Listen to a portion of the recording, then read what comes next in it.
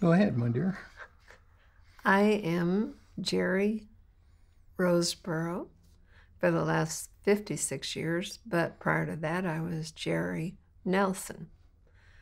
And we were in high school and we must have met in 1958, probably. 59. 59? Yes. A long time ago. I'm Michael Roseborrough. We met in high school in Okinawa. Kubasaki High School was a military school where we met, and we were classmates, both seniors in high school at the time, took some classes together, and that's how we met.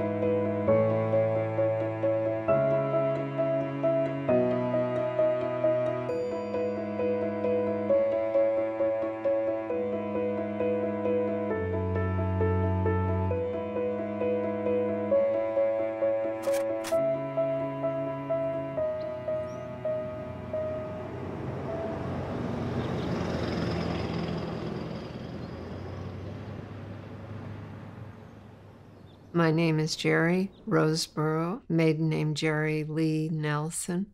I was born in Lincoln, Nebraska in 1942, making me now 75 years old. My name is Michael Roseborrough. I was born November 12th, 1942 in Inglewood, California. I wouldn't say that you can fall in love at first sight when you're 17 years old. We really liked each other. Someone told me, hey, Roseborrough is interested in calling you. Are you interested? And I said, sure. He called me and we went out on a couple of dates, but there wasn't any, oh man. He was cute, he was a football star, and that's about it. And he was very comical. What is it that caused her to be attracted to me? I'm only thankful that it occurred. I have no reason, no explanation for why it happened. I never knew you as Michael. Oh yeah, right. His name was Rosie. That was my nickname in high school. And thankfully no one ever uses it. Well, so that would, like, that's, got by that. I didn't even know your name. I said Rosie wanted to date me. Because he was a minor, my dad sponsored him. We were both only 17 when we graduated. The ship was called the Breckenridge. Remember you got in trouble? I did. He got called before the captain of the ship because when I was running or nominated, I don't remember what it was, for Queen of the Voyage, I had to go up stairways to get my photo taken. And when I came down the stairways, you know how a ship has, I don't know, metal stairs down, this little Filipino waiter kind of accosted me. And I believe he tried to kiss me. And Mike found out about it or told you or you were there or something, but he was going to go beat up the little Filipino guy. Oh, he was way small. I think I had a pretty good chance. I was going to fly into him like, yes, sir. I tell you, I grabbed him and I was going to wring his little neck. He's way small. So did you actually hit him? No, I just squeezed him a bunch of times. Well, he had to go in front of the captain of the ship.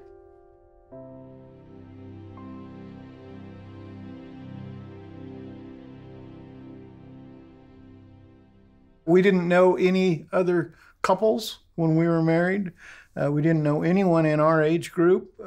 We had no contact with our graduates. When I came back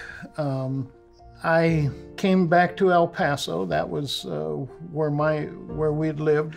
She was down in Florida with her parents, so I got on a bus and went to Tampa, got a job as a dishwasher, lived in an apartment, and we continued our courtship. I think you only stayed in Tampa for about a month.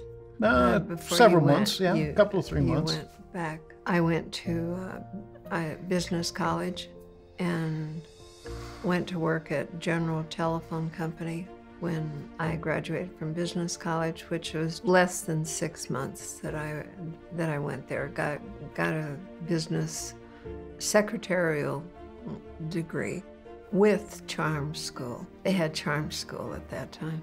After I went to work at General Telephone, I saved enough money to buy a bus ticket to go to El Paso over my parents' objection, but I talked him into it, and he met me at the bus station in El Paso.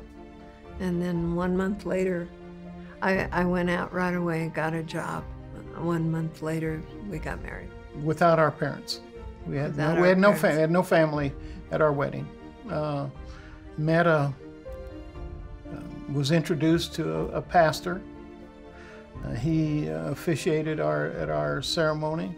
A friend of hers at work offered their living room, and I was working in construction at the time. We got married, began our lives together. We had no friends. It was, like I said, it was her friend from work, a woman she knew at work, and her husband in their house. Probably a couple other people. A fellow that I worked with, he was my best man. He barely showed up, and haven't spoken to him since then. I don't think.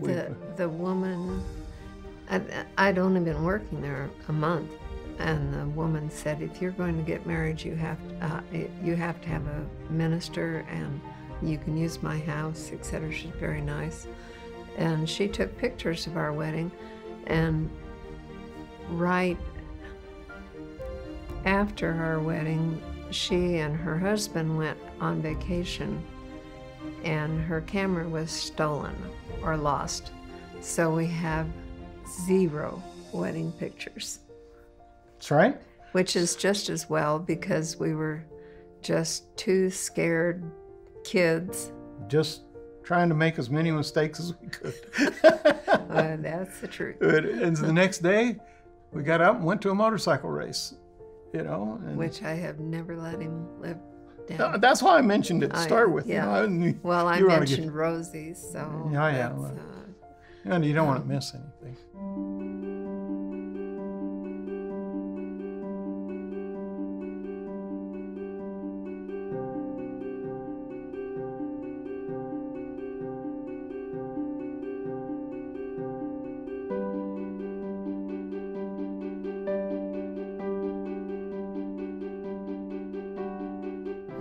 raced his motorcycle, and I sat up on a rock and watched him, and that was our first day married. That was our honeymoon. Complete. Yeah. Yeah. Then the next day we went back to work. Yep, that was it.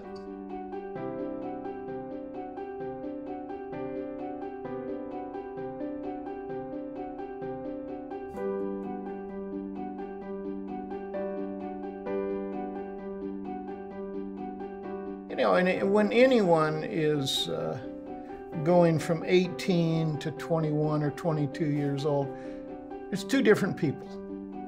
And we went through that period, and as been this through all of our lives, she's been the one most responsible and most able to control what we did and how we dealt with things. And fortunately, our relationship survived the things that I did wrong.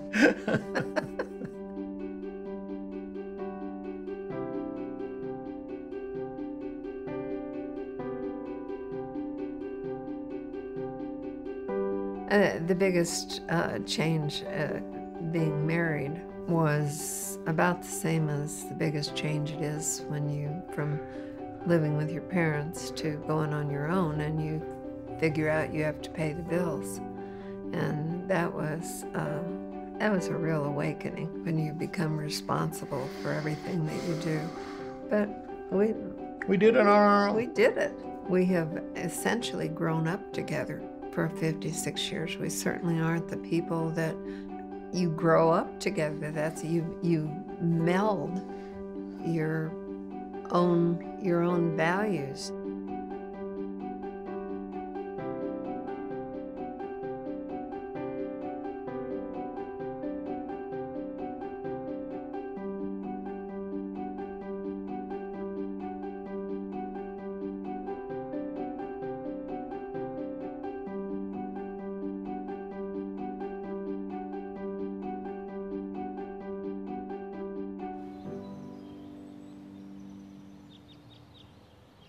We never did any planning of our life's planning ever in our That's marriage true. about anything. That's true. We have never had a plan.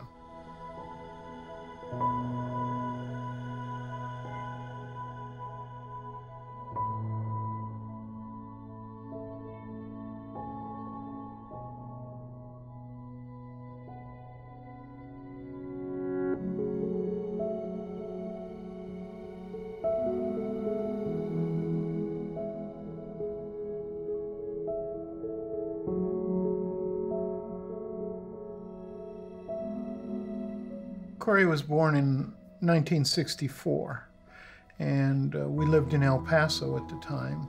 And he has always been just a great young man.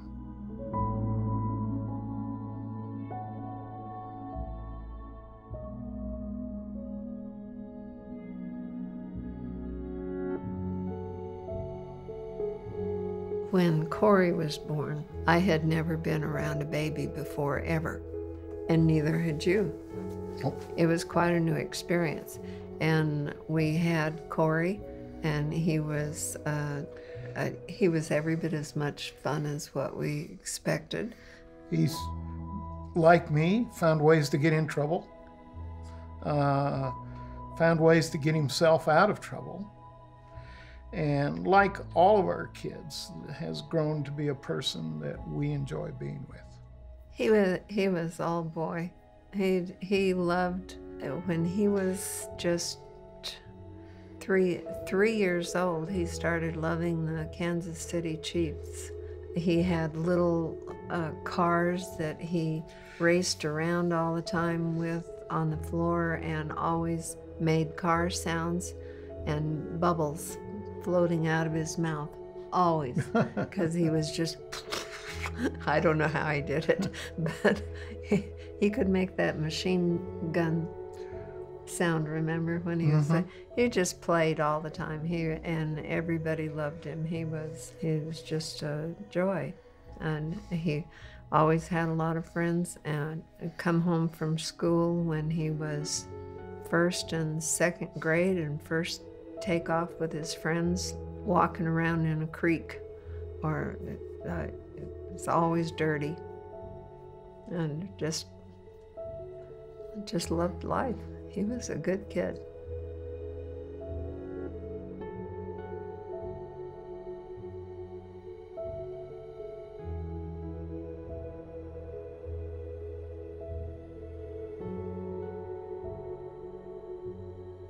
Well, that was about the time I decided I need to go to college.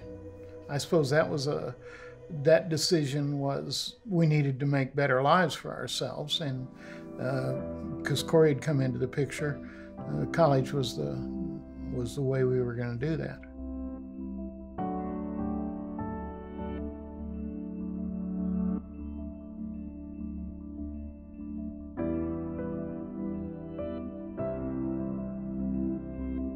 It quickly became apparent after we had, I think when we had thought that I wouldn't go back to work after I had Corey, and it quickly became apparent that, yeah, you better go back to work. And then Casey was born in 1970, and we were already in Austin, and he was already having a regular job with IBM, and when we moved to Austin, I quit working, so I was stay-at-home mother, and so it was the perfect time to have another baby. And she was born. She was healthy. She was a joy, and she was redheaded, which was quite a surprise. We had no redhead. Well, I guess my dad had a sister that was redheaded. Well, my dad had red hair. Well, anyway, it was a surprise. She was just fun because I had time to really enjoy her, and she was about a year old maybe she was older than that, 2 years old? 2 years old when we built our house and moved to Austin.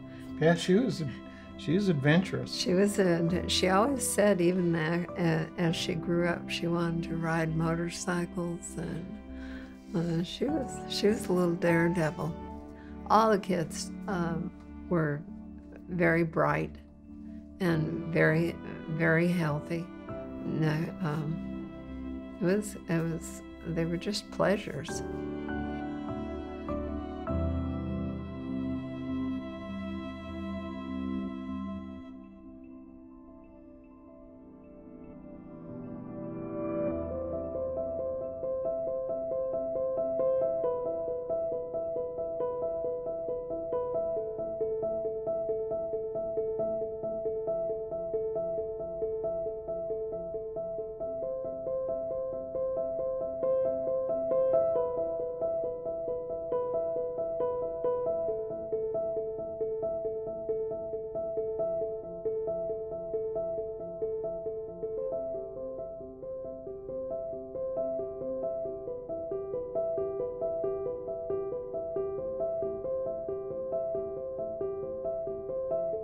The kids were all different. You probably wouldn't have known that they were brother and sister. They all looked differently, and all had different personalities, still do. And we just to think of how we raised them differently. They were just who they were.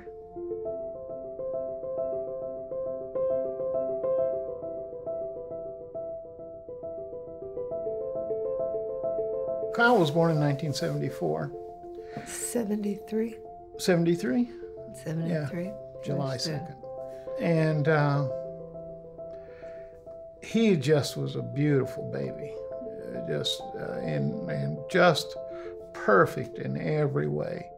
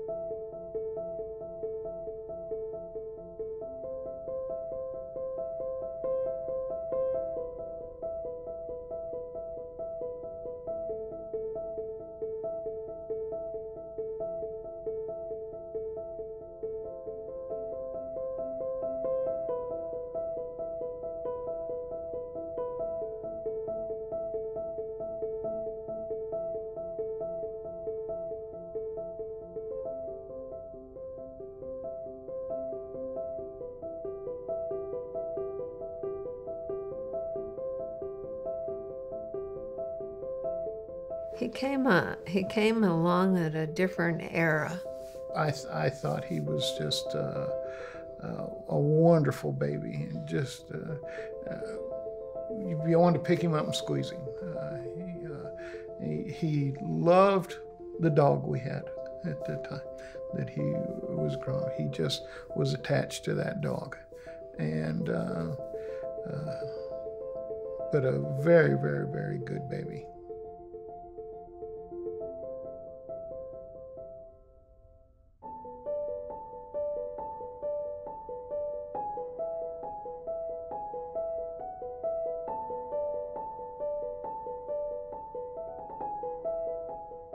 Raising all three kids,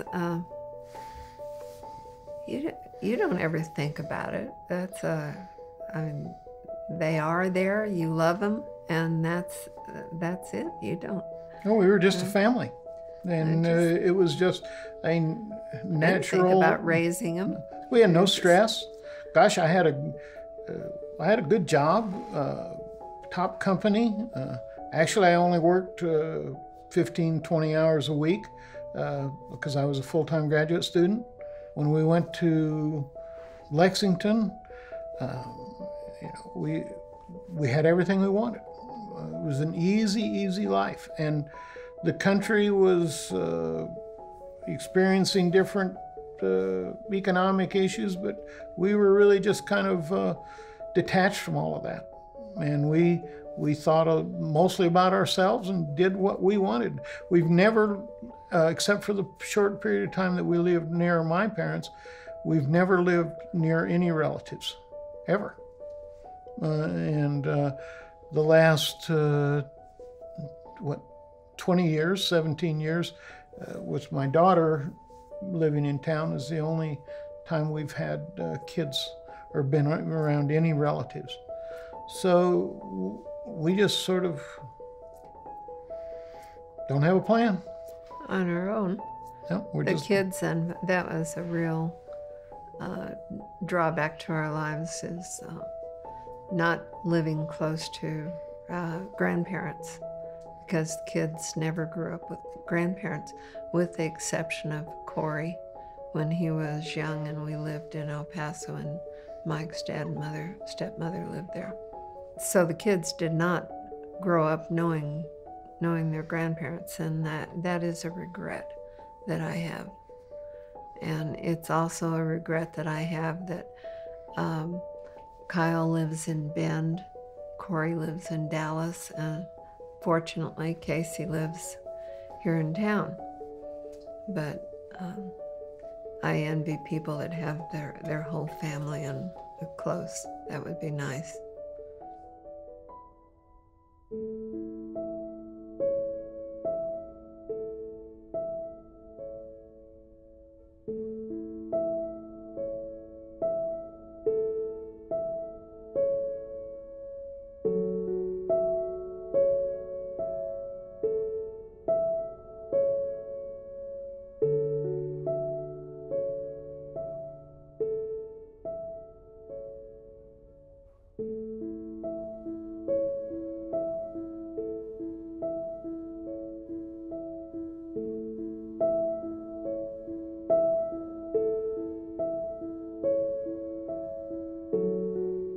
Corey's wife, Anita, came to us when she and Corey had just been married, and told us that we were going to be grandparents. My first reaction was not one of great joy, and poor Anita, I really hurt her feelings unintentionally, but because I knew what a responsibility kids were, I was kind of frightened for them, because I thought they should have more time together. It all turned out wonderfully, and I regret to this day that my immediate reaction wasn't one of overjoy, because those kids, the grandkids, are so exceptional, every one of them, and they have just been nothing but blessings to us. I think that it was a lack of confidence that the kids could could do what we were able to do, to raise kids like we did. And we were just dead wrong. There was no question of it, because in every way, Corey and Anita have done a wonderful job with their children and the care they've given to and time they've given to their kids, and better than we did. And a lot better. Yeah, a lot better. And Corey, Anita and Corey, they are outstanding parents. Casey and Tony, they are outstanding parents, each one raising their kids a little differently, but all with good value. And Kyle and Amy, they are also exceptional. I mean, they're raising exceptional kids, paying attention. They are so much better. All three of them are, and their spouses are much better parents than we ever were.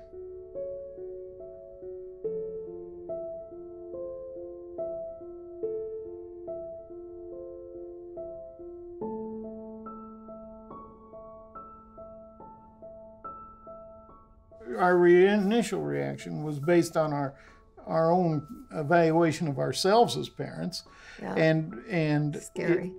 Scary. But once Anita and Corey got on the way, we were just delighted. And when that baby came, Amara, it was a joy to us. We were delighted, and have been subsequently for all of our grandchildren, and as a family has grown, we've welcomed each and every one. The only drawback is not being able to have them around all the time. Even Casey living in the same town, it's difficult because the oldest one is now 22, and she just recently got married, and the twins are 14 years old. They have friends in their lives, and well, that's one thing about becoming grandparents. And actually, you know, we've sort of gauged our own lives by, in some way, on our relevance to our children. And we feel that we still have some relevance with our kids. And of course, that's diminished as the years goes on. But with our grandchildren, we have no relevance. Yeah, our grandkids, Kyle's oldest girl, Ella, who's now 10, and Casey's twin girl, Brooke, and Sammy did it also, come to Mike for math problems. And that's about all the advice they need. Yeah, Kyle's oldest is a gifted child, and she's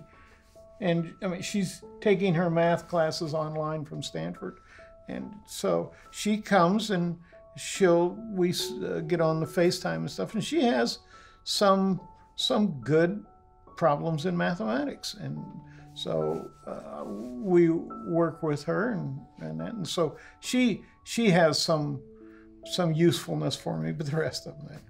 Brooke comes to you for a math. Well, it just Sammy came to you. I'm just a pencil for them. Yeah, you're a pencil.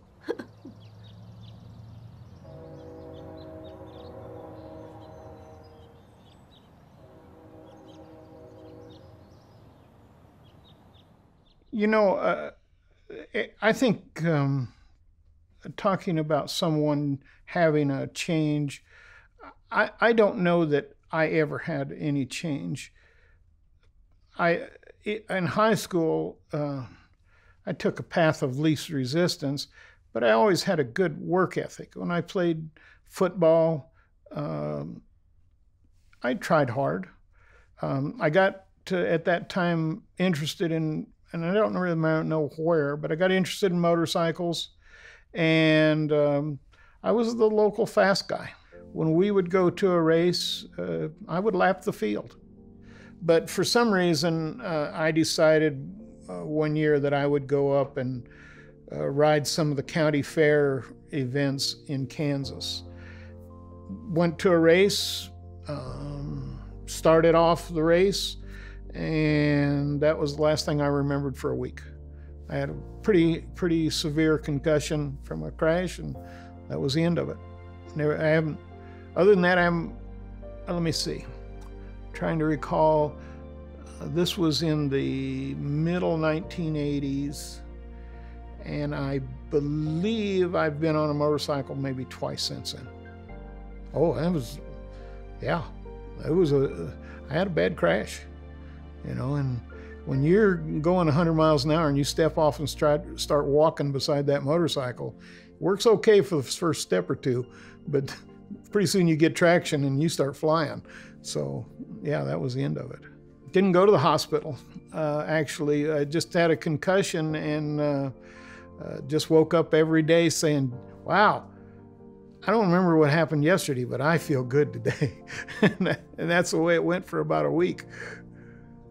Oh, well, it was obvious. And then I brought a motorcycle home in a box, And Jeri was, by then, she was plenty savvy of my condition when I came to a race. This wasn't the first time I'd had those kinds of things happen, and when I would come home, if I went by myself, she always waited to see how quickly I got out of the van. And if I had to be helped to get out of the van, she knew something had gone wrong. Oh, I didn't, I knew when it finally got to where I realized what had happened the previous couple of weeks. I said, well, we can't do this anymore.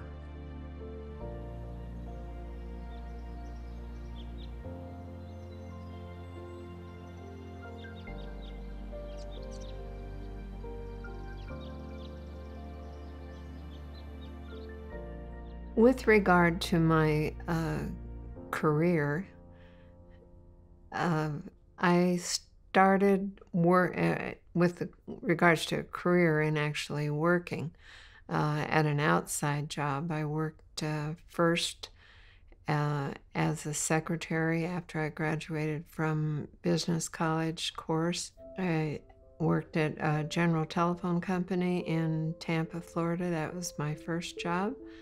And then when I moved to El Paso and Mike and I were getting married, I went to work for an automobile insurance general agency, which was extremely interesting. At first I started as a secretary, and then I was promoted to a policy rater and writer. That was pre-computer days. Now they do it all by computer, but before that we had actual manuals very thick manuals that we went through. And I specialized in rating and writing commercial insurance, school bus fleets, trucking fleets, etc. And I learned quite a bit about automobile insurance, and that served me well throughout the whole now, because I certainly understand insurance coverages, and it's been beneficial to our family. Mike graduated from college, and then I retired and was a housewife mother for, I believe it was 14 years, and thoroughly enjoyed my life in that regard. When we moved back to El Paso and subsequently to Las Cruces, then I went to work at the New Mexico State University, which was quite a change from just being spent so many years as a housewife and mother. But I adapted real quickly, and I liked it. It was, the Department of Foreign Languages was exactly across the street from the NMSU Athletic Center, and it allowed me to go play racquetball on my lunch hour every single day and take a shower and run back to the university. And that really broke up the day, and I loved it. Then I subsequently quit that after almost 5 years and went to work at a law office. And that was completely different from anything I had ever done, but it was great. I loved it. I worked in a defense firm, not as a plaintiff's attorney. And we represented insurance companies in a lot with regard to automobile accidents. So I was already familiar with the automobile claims procedures. And I worked for that law firm for 7 years. And then I went to work for another law firm and worked there for another 8 years, I believe it was, and did basically the same thing, but I was promoted to a paralegal subsequently. And it was a chance to meet a lot of people. I felt like I was doing good. There are many times you think of lawyers as not being so good, and I myself think of lawyers as not being very, very good. But when you're, I did a lot of wills, and it was just interesting. It was very, very varied. And then I had the opportunity. I became sick, and it was very difficult to go to work because it was a disease, an autoimmune disease that caused a lot of inflammation. It was difficult to walk, and it was pretty difficult. And Kyle gave me the opportunity to retire from going to work there and work for him doing his bookkeeping for his website business. And so that was absolutely wonderful, because it really saved my life. It was very difficult going to work before that. So so I've been home ever since, and I thoroughly enjoyed that also. What do I think is my greatest accomplishment in life? It's like playing golf. You still like making that 40-foot putt. And I'm still looking for that greatest accomplishment. Well, what's my greatest accomplishment so far? I've done some technical things, some engineering things that have had some significance and have been recognized on a larger scale within my profession. And those things have given me some satisfaction. And it doesn't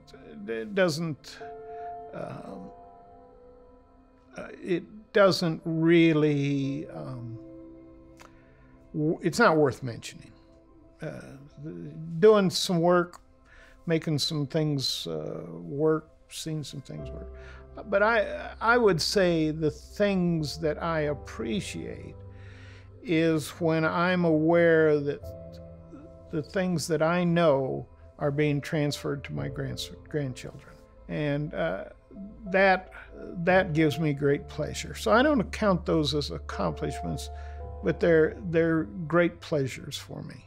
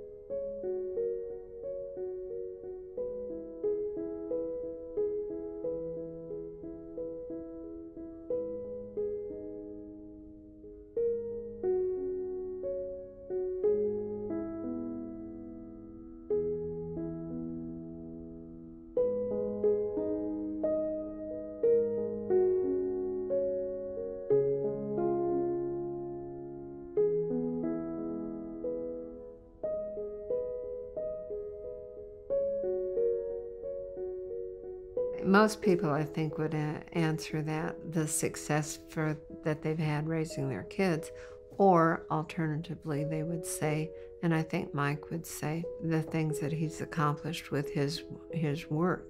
I tell you, one time I was, I think I'm a compassionate person most of the time, but one time I was working in the law office, and we had one.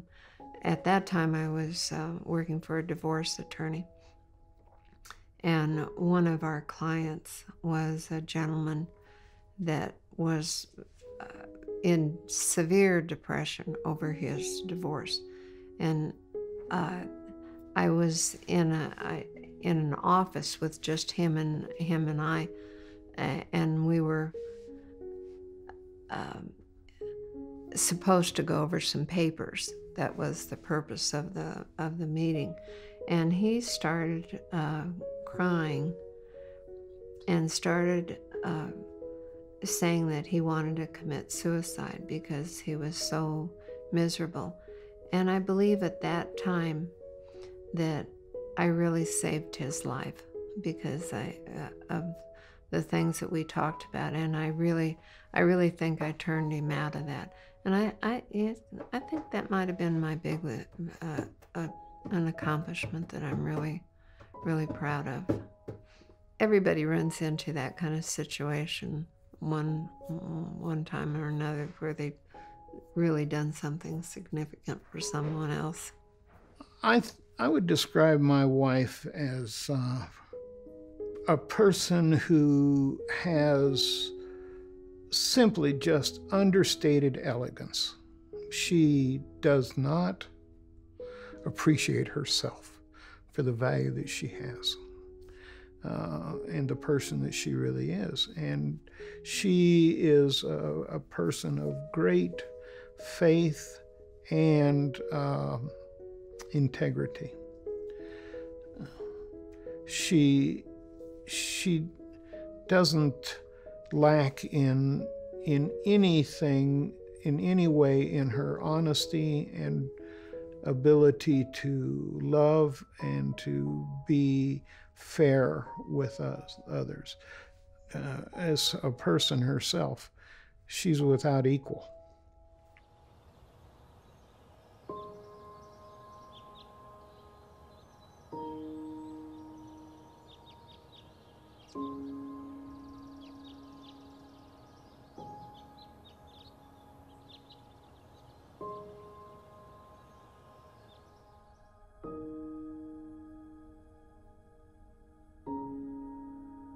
Our kids are absolutely the best accomplishment, and they are great people, and I'm probably not because of anything that we did. In spite of what we've done. In spite of what all the mistakes that we made, which were plenty. You talk about not planning. We could have done better with a plan. I don't, I think that probably our kids, who are very important to us, I think that I would defer the judgment of our accomplishments to them. I tell you always have a better talking relationship, I think, with your daughter than with sons, and I've told her many times, I'm so sorry that I wasn't, for the mistakes that I made. And she always says, "Mother, stop it. You were a great mother, and all of our family is so good." And I have to remind myself that, but I do have major regrets on. But we were a happy family.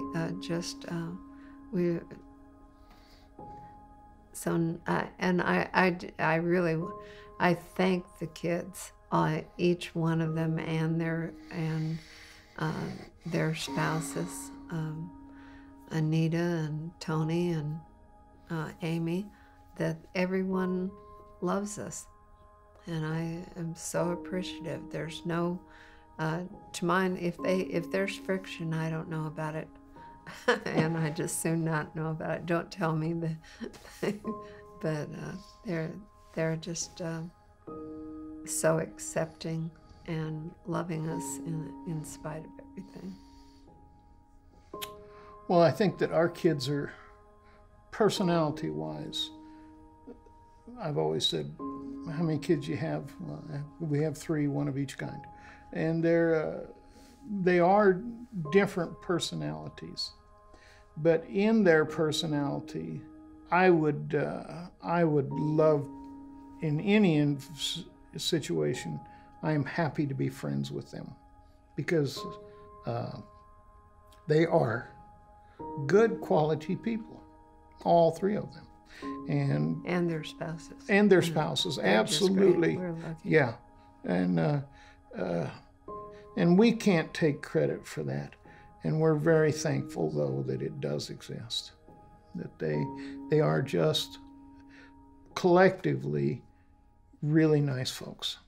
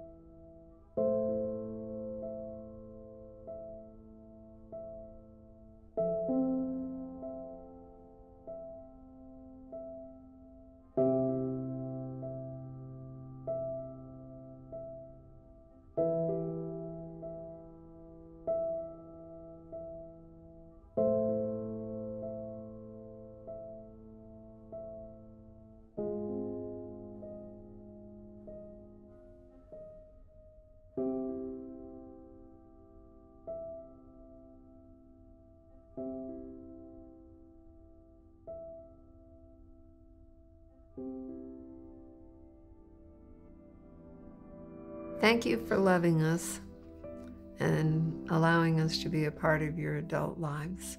You've all gone each your separate ways and grown into wonderful people with wonderful families, but you still allow us to be part of your lives. And we're grateful, and we love all of you. And we love the grandkids, and we're just so proud of you, the families that you have made. Well, of course, I agree with. I mean, that's just well said for me. I'd only ask that all of you kids remember your brothers and sisters. That's a good one. They each need, don't wait till late in your lives to recognize the value that each of you have.